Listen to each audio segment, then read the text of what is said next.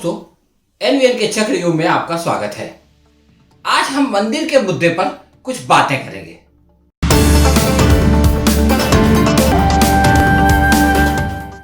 हमेशा हम किसी एक मुद्दे पर विस्तार के साथ बात करते हैं, लेकिन आज हम इस फॉर्मेट को थोड़ा सा बदल के अनेक विषयों पर थोड़ा थोड़ा संक्षिप्त बातें करेंगे।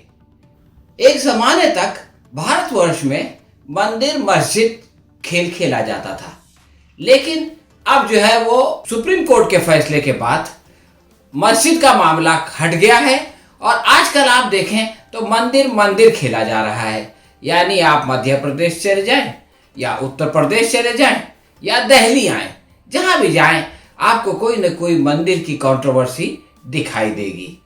अभी पिछले दिनों आरएसएस के सर संघचालक मोहन भागवत ने कहा था कि हिंदू नेचर के हिसाब से देशभक्त होता है। उन्होंने कहा कि एक हिंदू को उसके धर्म से देशभक्ति मिलती है और वो देशद्रोही हो ही नहीं सकता। और उन्होंने ये भी कहा कि देशभक्ति का मतलब वहाँ की संस्कृति और वहाँ के लोगों के प्रति प्रेम है। तो ये अच्छी अच्छी बातें उन्होंने कही। अब आइए इसकी रोशनी में हम देखें कि हकीकत क्या है। अगर देशभक्ति का स्रोत धर्म से है तो धर्मस्थल पर सबसे ज्यादा देशभक्ति होनी चाहिए, लेकिन बदायूं से एक ऐसी खतरनाक खबर आ गई कि जिसने सारे देश को झंझोड़ कर रख दिया। बदायूं में एक आंगनवाड़ी की टीचर हर रोज मंदिर में जाया करती थी। उसकी उम्र 50 साल है, 5 बच्चों की माँ है, 2 बच्चों की शादियां हो चुकी हैं, 3 बच्चे उस पर निर्भर हैं, इसलिए कि उसका पति मेंटली रिटार्डेड है। अब वो संडे के दिन यानी रविवार को पूजा करने के लिए गई तो लौटी नहीं वापस। 5 बजे वो मंदिर में गई और रात को 11 बजे अचानक 3 लोग एक गाड़ी में उसको लेकर के आए और ये कहा कि ये जो है वो कुएं में गिर गई थी, इसलिए हम इसको निकाल के ले आए। अस्पताल ने इसको भर्ती करने से इनकार कर दिया और ये कह के वो लोग चले गए। इनमें से एक तो उस मंदिर का महंत था सत्यनारायण दास, इसके अलावा उसके 2 साथी वैदराज और जसपाल थे। अपनी मां को इस हालत में देखने के बाद बच्चों ने पुलिस से संपर्क किया। पुलिस के थानेदार रविंद्र प्रताप सिंह ने उनकी कोई नहीं सुनी। इसके बाद उस महिला के बच्चों ने अस्पताल से संपर्क किया और उसको अस्पताल ले जाया गया, जहां पर के पोस्टमार्टम के बाद ऐसी खबरें आई कि जिसको सुन के दिल दहल जाता है। उनकी एक तरफ की हड्डी टूटी हुई थी, पसली की हड्डी, उसका पैर टूटा हुआ था और उसके जिस्म के अंदर, उसके शरीर के अंदर रॉड डाला गया था। और ये पुष्टि भी हो गई कि उसका बलात्कार हुआ, यानी सामूहिक बलात्कार, गैंग रेप उसके साथ हुआ।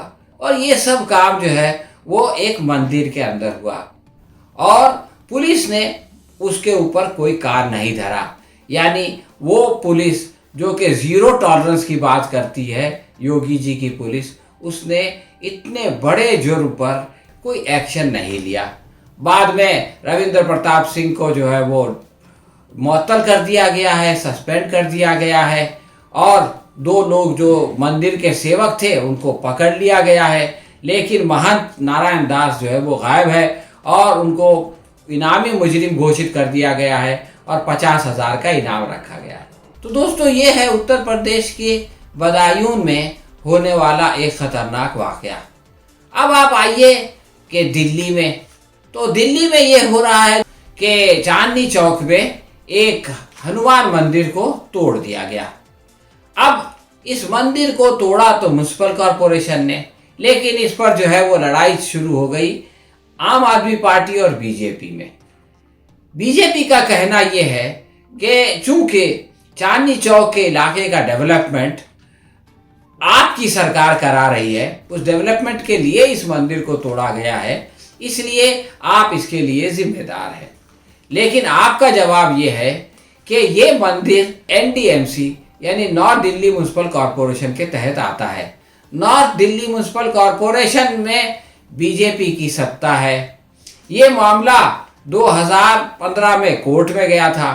कोर्ट का फैसला ये आया कि इस मंदिर को हटा दिया जाए। तो जो लोग कोर्ट के फैसले की बड़ी बड़ी बातें करते हैं यानी हाई कोर्ट में, तो उनके लिए भी इसका फैसला अच्छा। इस फैसले से पहले भी एनडीएमसी में भाजपा की सरकार थी और उसने एफिडेविट दाखिल किया था कि इस मंदिर को हटाने में उसको कोई आपत्ति नहीं है।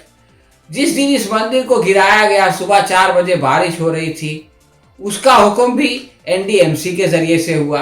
एनडीएमसी के स्टाफ ने उस मंदिर को गिराया, लेकिन भाजपा वालों का कहना है क्योंकि वो चांदनी चौक को ब्यूटिफिकेशन का काम दिल्ली सरकार का है, इसलिए दिल्ली सरकार इसके लिए जिम्मेदार है। वीएचपी वालों ने इसके लिए रैली भी निकाली और भाजपा का यह आरोप भी है कि हम इस मंदिर को बचाने के लिए केजरीवाल से मिलना चाहते थे, तो केजरीवाल ने समय नहीं दिया। आपका कहना यह है कि राज्य सरकार की जो रिलीजियस कमेटी है, धार्मिक कमेटी, उसने तो इसको बचाने का रिजोल्यूशन पहले ही पास कर दिया था, एनडीएमसी ने उस पर अमल नहीं किया, तो इसमें आपका क्या कसूर। तो दोस्तों, इस तरह से आप ये देखें कि आरोप प्रत्यारोप का सिलसिला चालू है। मंदिर गिराया जा चुका है, लोग जो है वो उसके खिलाफ अपनी आवाज़ उठा रहे हैं, कुछ लोग नाराज़ हैं और कुछ लोग जुलूस निकाल रहे हैं, एक दूसरे के खिलाफ आरोप लगा के अपनी राजनीति चमका रहे हैं। इनके अलावा और इससे बड़ा खेल मध्य प्रदेश में हो रहा है। मध्य प्रदेश में 3 जगह राम मंदिर को बनाने के लिए, चंदा जमा करने के लिए, उसके लिए डोनेशन जमा करने के लिए जुलूस निकाले गए। यह अजीब बात है कि अगर आपको जो है किसी काम के लिए डोनेशन जमा करना है तो जुलूस निकालने की कोई ज़रूरत नहीं है। आप लोगों के पास जाइए, उनसे कहिए कि देखिए हम ये काम करना चाहते हैं और इसके लिए आप हमको जो है वो डोनेशन दो। जिसको देना है दे देगा, जिसको नहीं देना है सॉरी बोल देगा। लेकिन जुलूस निकालना, नारे लगाना, मस्जिद के सामने हनुमान चालीसा पढ़ना, डीजे बजाना, शोर मचाना और मस्जिद की मीनार पे चढ़ जाना, ये कह के कि मस्जिद से पत्थर फेंके गए थे, इसका डोनेशन से तो कोई संबंध ही नहीं है। लेकिन मध्य प्रदेश में एक के बाद दिगरे 3 जगह पर इस तरह के फसादात हुए और पुलिस ने आकर के एक घर को गिरा दिया, ये कह के कि इसके ऊपर से पत्थर मारा गया था। जिन लोगों ने जुलूस निकाला, जिन लोगों ने हंगामा किया, जिन लोगों ने मस्जिद के ऊपर भगवा झंडे लहराए, वो तो पुलिस को मिले ही नहीं, उनके खिलाफ खाली केस दर्ज कर लिया गया। लेकिन एक ऐसे घर के खिलाफ जिसके बारे में कोई सबूत नहीं है कि वहाँ से पत्थर आया था नहीं आया था, उसको बुलडोजर से आकर के गिरा दिया। तो ये भी मंदिर के नाम पर एक तीसरा खेल है जो हो रहा है। मज़े की बात यह है कि जिस मंदिर के लिए ये लोग डोनेशन जमा कर रहे हैं और फसाद कर रहे हैं, घरों पे पत्थर मार रहे हैं, घरों पे जय श्री राम लिख रहे हैं, मुसलमानों के घरों पर, उस मंदिर के बारे में भी अजीबोगरीब खबरें आ रही हैं। ये कहा जा रहा है कि उसके नीचे 200 फीट पे बालू है और नीचे जो है वो सरयू नदी बहती है। अब वो उधर पिलर्स कैसे खड़े होंगे, इसके लिए देश की विभिन्न आईआईटी से संपर्क किया जा रहा है कि यहाँ पर एक बड़ा भव्य इमारत कैसे बन सकती है। इसके लिए टाटा कंसल्टेंसी के इंजीनियर से कहा गया है कि वो कोई सुझाव दें ताकि यहाँ कोई बिल्डिंग बन सके। इसलिए कि जब कोई पिलर लगाया जाता है तो वो टेढ़ा मेढ़ा हो जाता है, नीचे बुनियाद इसकी कमज़ोर है। तो मंदिर तो बनाने के लिए अनेक संकट है, लेकिन उसके लिए जो डोनेशन जमा करना है, चंदा जमा करना है, उसके लिए समाज में हंगामा किया जा रहा है। तो ये दोस्तों अजीब व गरीब बात है। यहाँ पर 1-2 और भी प्रश्न पैदा हो जाते हैं कि जिस ज़मीन पर मंदिर बनाने की कोशिश के लिए बड़े बड़े इंजीनियर से कंसल्ट किया जा रहा है, वहाँ पर सैकड़ों साल एक मस्जिद खड़ी रही और उसको कोई मुश्किल नहीं हुई, तो ये कैसे हो गया। और एक और प्रश्न ये है कि राम का जन्म तो डेफिनेटली राजा दशरथ के महल में हुआ होगा। अब अगर उस ज़मीन के नीचे रेत है या उसके नीचे सरयू बहती है, तो राजा दशरथ का महल वहाँ पर कैसे खड़ा था। तो इस तरह के अनेक प्रश्न राम मंदिर के ताल्लुक से पैदा हो गए हैं, लेकिन इनसे आंखें बंद करके समाज के अंदर नफरत फैलाने का काम शुरू हो गया है। और इसका एक कारण ये बताया जा रहा है कि फिलहाल शिवराज सिंह चौहान की सरकार खतरे में है।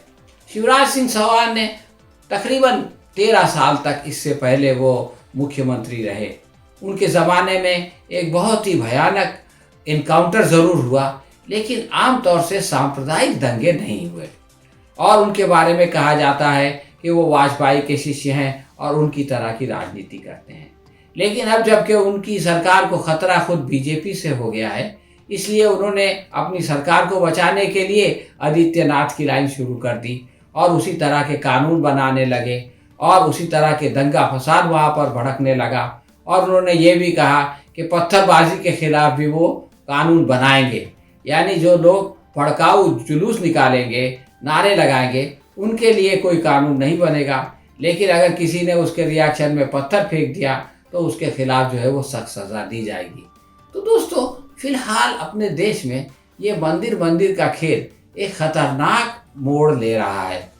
महाराष्ट्र में भी इस बात का घोषणा हुई है कि यहाँ घर घर से चंदा जमा किया जाएगा। एक तरफ किसान हैं और दूसरी तरफ ये मंदिर का खेल और इसके लिए जमा किया जाने वाला डोनेशन है। तो आप खुद फैसला करें कि इसमें जेन्युइन समस्या क्या है, किसकी तरफ लोगों को ध्यान देना चाहिए, किसकी उनको सपोर्ट करना चाहिए और किसकी अनदेखी करनी चाहिए, कहाँ पर जो है वो राजनीति है और कहाँ पर राजनीति नहीं है। हाँ तो दोस्तों, ये थी हमारी आज की समीक्षा। आपको कैसी लगी हमें कमेंट बॉक्स में लिखकर ज़रूर बताएं। अगर आपको पसंद आई हो तो अपने दोस्तों के साथ शेयर करें और इसे लाइक करें। हम बहुत जल्द किसी नए विषय पर आपसे फिर मिलेंगे। तब तक के लिए इजाज़त दीजिए। धन्यवाद।